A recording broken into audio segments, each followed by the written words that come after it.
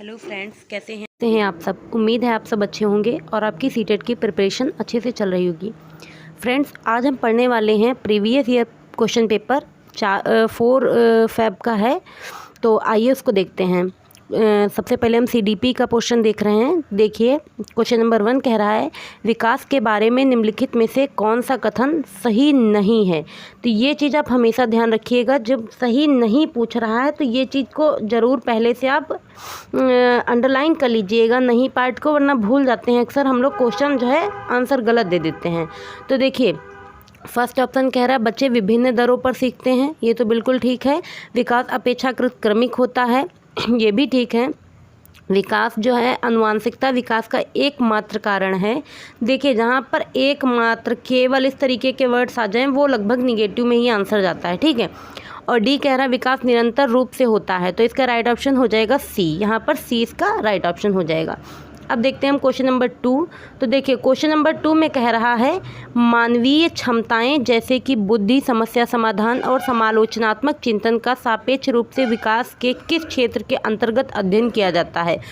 तो देखिए, यहाँ पर जब मानवीय चिंतन, मानवीय समस्याएं दे रखी हैं जैसे बुद्धि, समस्या समाधान, समालोचनात्मक चिंतन, ये सभी कॉग्निटिव डेवलपमेंट के अंतर्गत आता है, मीन्स संज्ञानात्मक विकास। यहाँ पर क्या हो जाएगा, इसका राइट ऑप्शन सी हो जाएगा।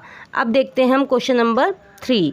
तो देखते हैं क्वेश्चन नंबर 3 में, देखिए क्वेश्चन नंबर 3 जो है एजर्शन एंड रीजन वाला है। इसमें कह रहा है बच्चे, इसमें क्वेश्चन कह रहा है बच्चे केवल औपचारिक स्कूली शिक्षा द्वारा ही कौशल, मूल्य और रीतियां ग्रहण करते हैं। रीजन क्या दे रखा है इसमें, बच्चों का सामाजिकरण एक सरल व रेखीय प्रक्रिया है। तो देखिए, इसमें भी फर्स्ट में भी केवल आया और बच्चों का सामाजिकरण एक सरल व रेखीय प्रक्रिया है। तो ये बच्चों का सामाजिकरण सरल व रेखीय प्रक्रिया तो है नहीं, तो यहाँ पे क्या हो जाएगा, दोनों गलत हो जाएंगे, means A and R both are false. तो यहाँ पर हो जाएगा राइट ऑप्शन डी। अब देखते हैं हम क्वेश्चन नंबर 4। तो क्वेश्चन नंबर 4 कह रहा है जीन पियाजे के अनुसार जीन पियाजे के अनुसार यहाँ पे बोला है व्यक्ति किस अवस्था को प्राप्त करने के लिए समाधान की निरंतर खोज करने में लगा रहता है। तो यहाँ पे पहला ऑप्शन कह रहा है संतुलन, दूसरा असंतुलन, तीसरा आत्मसात्करण, चौथा है समंजन। तो यहाँ पे संतुलन, राइट ऑप्शन ए हो जाएगा। अब देखते हैं हम क्वेश्चन नंबर 5। क्वेश्चन नंबर 5 में कह रहा है परिकल्पनात्मक निगमनात्मक तर्क किस चरण की विशिष्ट विशेषता है। संवेदी गत्यात्मक चरण, औपचारिक संक्रियात्मक चरण, पूर्व संक्रियात्मक चरण या फिर मूर्त संक्रियात्मक चरण। तो देखिए, यहाँ पे परिकल्पनात्मक निगमनात्मक तर्क के चरण की विशिष्ट अवस्था पूछी गई है। तो यहाँ पर औपचारिक संक्रियात्मक अवस्था बी हो जाएगा राइट ऑप्शन। अब जरा जीन पियाजे के बारे में हम पढ़ लेते हैं अच्छे से।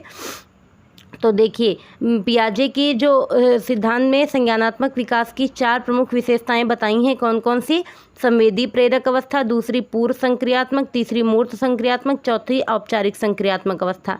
पहली अवस्था जो है वो 0 से 2 वर्ष तक होती है, दूसरी 2 से 7, तीसरी 7 से 11 और चौथी 11 से 11+ वर्ष, इस तरीके से रहता है, ठीक। तो इन अवस्थाओं को आप पढ़ लीजिएगा अच्छे से। अब देखते हैं हम नेक्स्ट क्वेश्चन।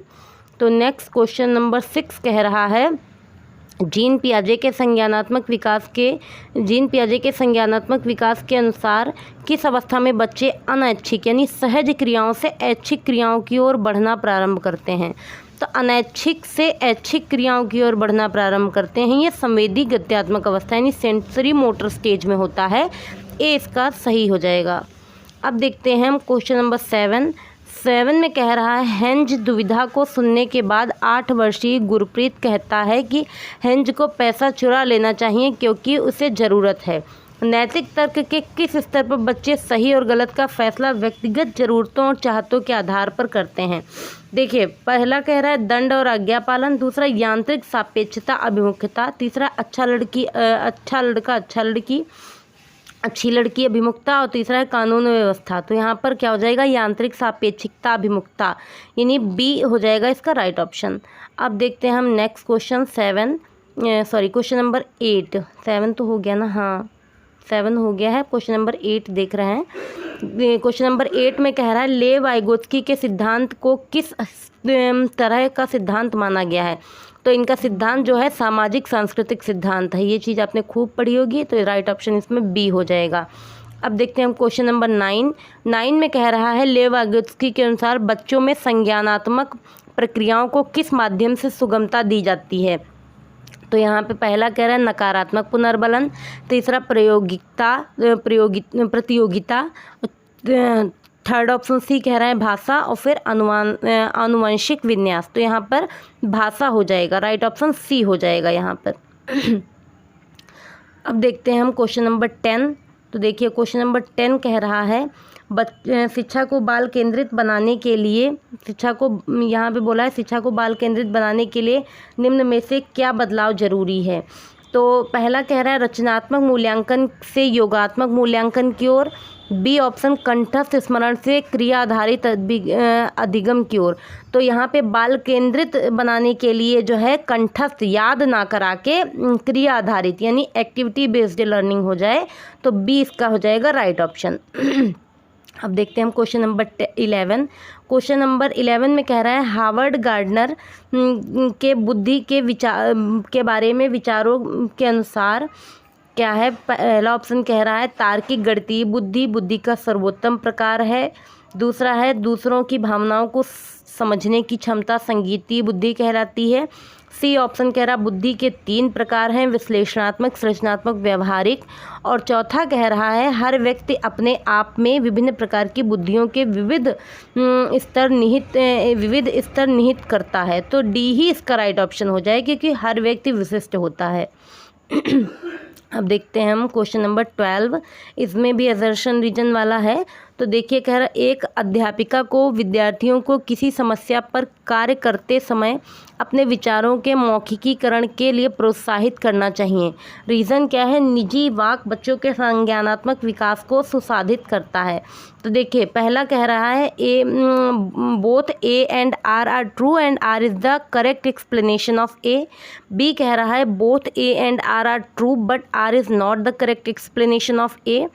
सी ऑप्शन है A is true but R is false. और डी कह रहा है both A and R are false. तो यहाँ पर देखिए यहाँ पर दोनों सही हो जाएंगे और रीज़न भी इसका जो दिया गया है वो भी सही है।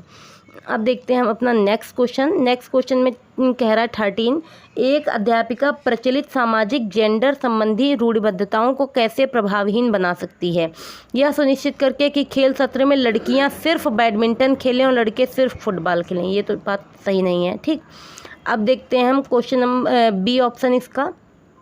तो यहाँ पे कह रहा है यह सुनिश्चित करके कि लड़कियों को अध्यापक के रजिस्टर पर काम करने और उनकी मदद करने के अवसर मिले।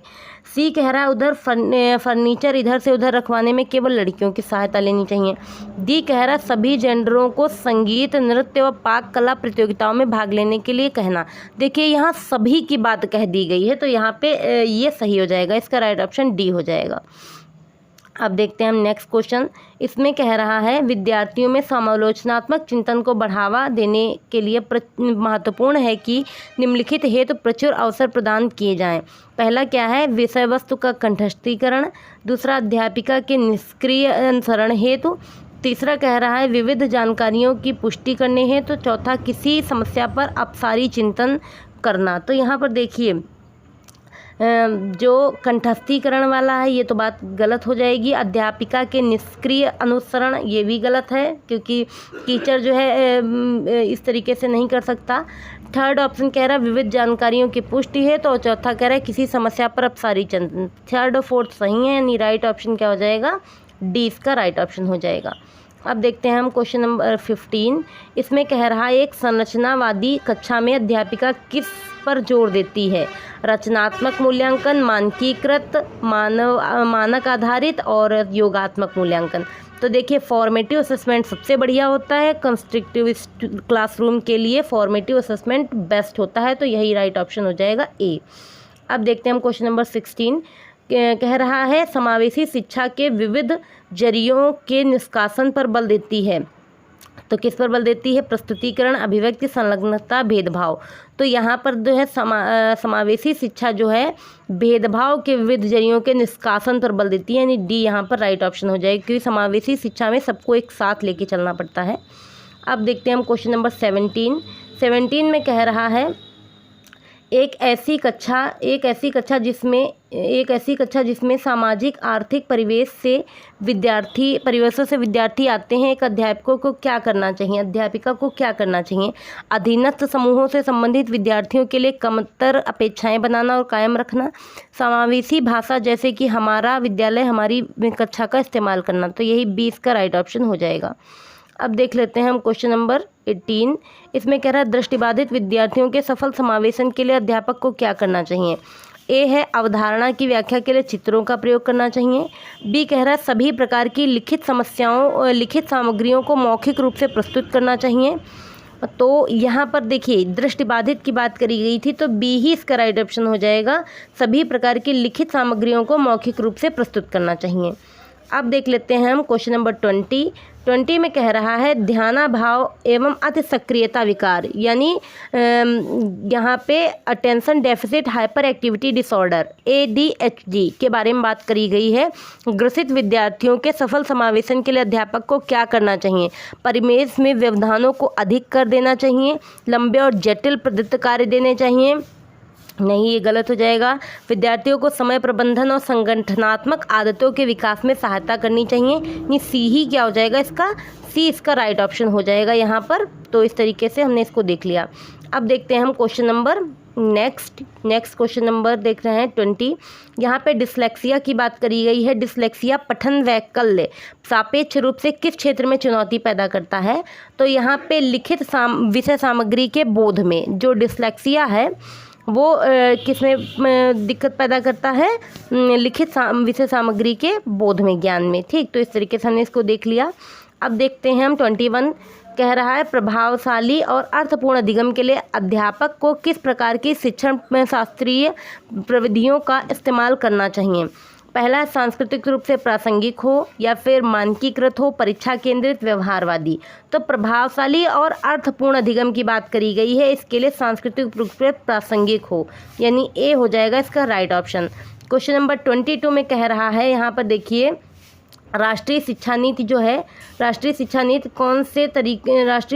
कौन से तरीकों पर बल देती है, यहाँ पर बात करी गई है। तो देखिए पहला कह रहा है अनुभवात्मक अधिगम, दूसरा कह रहा है डिजिटल अधिगम, तीसरा वैज्ञानिक अधिगम, चौथा कह रहा है करके सीखना। तो देखिए राष्ट्रीय शिक्षा नीति इन सभी पर बल देती है, यानी राइट ऑप्शन इसका डी हो जाएगा। अब देख लेते हैं हम क्वेश्चन नंबर 23। क्वेश्चन नंबर 23 जो कह रहा है, इसमें कह रहा है अध्यापकों को विद्यार्थियों के अधिगम युक्तियों के अर्जन को सुगम सहज करना चाहिए। निम्नलिखित में से कौन से तरीके इस्तेमाल शिक्षार्थियों को अधिक कौशलीभूत बनाने के लिए किया जा सकता है?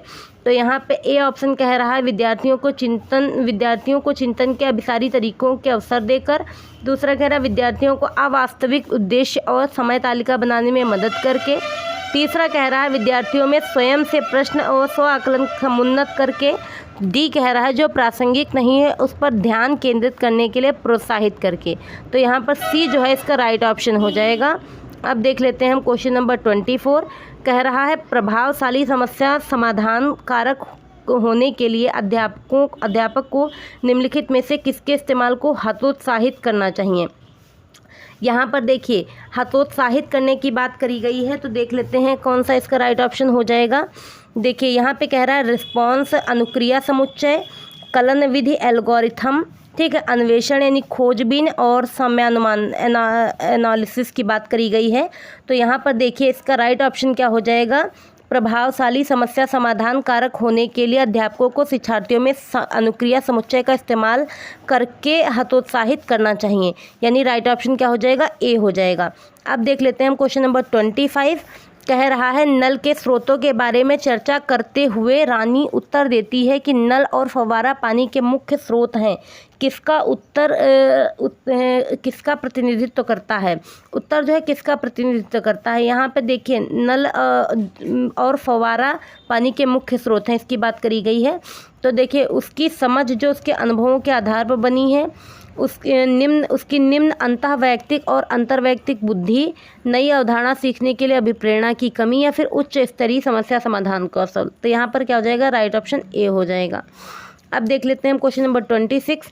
निम्नलिखित में से कौन सा संज्ञानात्मक कौशलों का भाग नहीं है? तो यहाँ पर बोल रहा है भाग नहीं है, योजना या फिर पर्यवेक्षण, मूल्यांकन, निष्क्रिय अनुकरण। यहाँ पर निष्क्रिय की बात कर दी गई है, इसलिए यही नहीं होगा, यानी राइट ऑप्शन क्या हो जाएगा यहाँ पर? डी हो जाएगा इसका राइट ऑप्शन। अब देख लेते हैं हम क्वेश्चन नंबर 27 में कह रहा है, देखिए क्वेश्चन नंबर 27 इधर ही है। भावनाओं और संज्ञान के बारे में निम्नलिखित में से कौन सा कथन सही है? देखिए, अधिगम के लिए रुचि और जिज्ञासा परस्पर संबंधित नहीं है, ये बात गलत हो जाएगी। अधिगम तार्किकता के अमूर्त संज्ञान के बारे में है, या फिर जानकारी ग्रहण करने के कौशल मनोदशा द्वारा प्रभावित होते हैं, या फिर डी कह रहा है निराशा का उच्च स्तर संज्ञानात्मक दक्षता को समुन्नत करता है। तो देखिए, जानकारी ग्रहण करने के कौशल जो है मनोदशा द्वारा प्रभावित होते हैं, यानी सी इसका क्या हो जाएगा? राइट ऑप्शन हो जाएगा। अब देखिए क्वेश्चन नंबर 28 कह रहा है विद्यार्थियों को अधिगम के प्रति अभिप्रेरित करते रहने के लिए अध्यापक को क्या समुन्नत करना चाहिए? 28 में बोल रहा है, तो क्या समुन्नत करना चाहिए? निपुणता उन्मुखी उद्देश्य, या फिर योग्यता का सत्व अस्तित्वात्मक परिप्रेक्ष्य, या फिर असहायता का सीखा हुआ भाव, या फिर प्रतियोगात्मक दृष्टिकोण। तो यहाँ पर देखिए निपुणता उन्मुखी उद्देश्य, यही अभिप्रेरित करना चाहिए, नहीं राइट ऑप्शन ए हो जाएगा यहाँ पर। क्वेश्चन नंबर 29 देखते हैं। विद्यालय में बच्चों की सफलता में निम्न में से कौन सा कारक बाधा उत्पन्न करता है? लचीली समय सारणी, या फिर संरचनात्मक शिक्षा शास्त्र, कठोर पाठ्यचर्या। देखिए, कठोर पाठ्यचर्या जो है ये तो बाधा उत्पन्न करेगी, यानी रिजिड करिकुलम, यहाँ पर राइट ऑप्शन हो जाएगा सी। कठोर पाठ्यचर्या नहीं होनी चाहिए, पाठ्यचर्या लचीली होनी चाहिए। ठीक, तो अब हम देख लेते हैं आज का लास्ट क्वेश्चन नंबर 30, फिर असर्शन और रीज़न वाला है। देखिए, यहाँ पे कह रहा है किसी अवधारणा को समझाते हुए यह महत्वपूर्ण है कि विषय वस्तु का विद्यार्थियों के दिन प्रतिदिन के जीवन से संबंध बनाया जाना चाहिए। रीज़न क्या कह रहा है? अधिगम कंठस्थीकरण के माध्यम से बहुत प्रभावशाली होता है। देखिए, कंठस्थीकरण के माध्यम से प्रभावशाली हो ही नहीं सकता, यानी आर तो कभी ट्रू होगा नहीं। अब देख लेते हैं हम क्या बात करी गई है यहाँ पर। एक मिनट, असर्शन किसी अवधारणा को समझाते हुए यह महत्वपूर्ण है कि विषय वस्तु का विद्यार्थियों के दिन प्रतिदिन से जीवन से संबंध। देखिए, डेली लाइफ से संबंध दर्शाया गया, ये तो ठीक है, असर्शन तो ठीक है, लेकिन यहाँ पर इसका जो रीज़न दिया गया है वो गलत है। यानी अब देख लेते हैं, ए सही है बट आर गलत है। तो देखिए, ए सही है लेकिन आर गलत है, ये कौन सा राइट ऑप्शन हो जाएगा? सी इसका राइट ऑप्शन हो जाएगा। इस तरीके से फ्रेंड्स, आज के हमने 30 क्वेश्चंस को सीडीपी के देख लिया है अच्छे से। अब इसके बाद देखेंगे हम 30 क्वेश्चन मैथ्स के। तब तक के लिए आप इनको अच्छे से पढ़ लीजिएगा, और अगर वीडियो अच्छी लग रही है तो लाइक, शेयर एंड सब्सक्राइब कर दीजिएगा, और कमेंट कीजिएगा कोई भी सजेशन हो तो। Thank you.